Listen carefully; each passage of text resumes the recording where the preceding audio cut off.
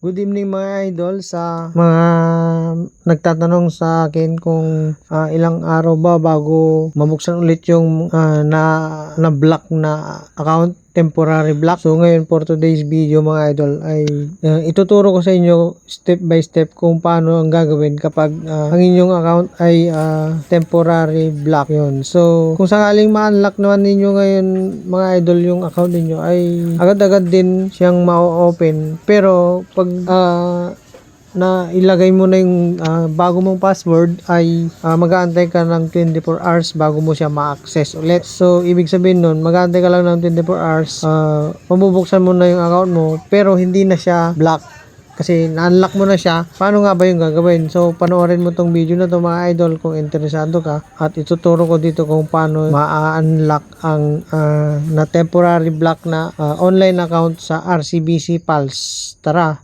let's go! Ngayon, ang first step natin mga idol ay kailangan natin siyang i-forgot password. Pindutin lang natin ang forgot my password.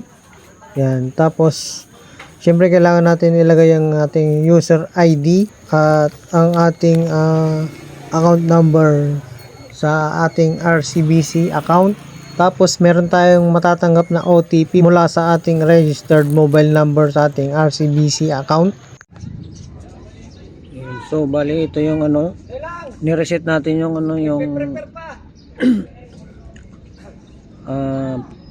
na-block na account ni Lolo Dick. Yan. So na-block po siya. So pinorgot password natin siya.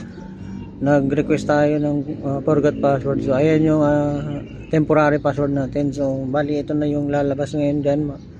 So, hindi ko na na-videoan yung pag forgot password natin yun. Pero madali lang sundan yun mga idol. So ito yung nung nilagay na natin yung temporary password, ito na yung lalabas. So kailangan may update natin yung ating password daw. So update my password, lagyan natin yung temporary password 675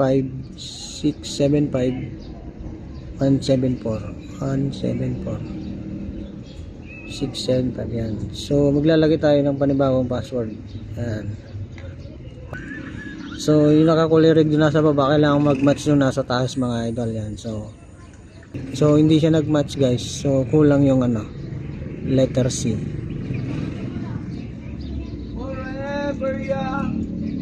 Ayun. So ibig sabihin pag kulay blue na siya, match na siya. So yan yung bagong pinalit natin mga idol na password natin sa account ni Lolo Dick. So let's continue. So meron tayong OTP ulit na manggagaling dun sa registered mobile number. Yan. So ito siya ngayon sa kanyang cellphone. 504285. 504285. Yan. You have successfully changed your password. Login. Yan. So yung login natin, yung password na nilagay natin yun. Yan. Frederick Bondok. So confirm.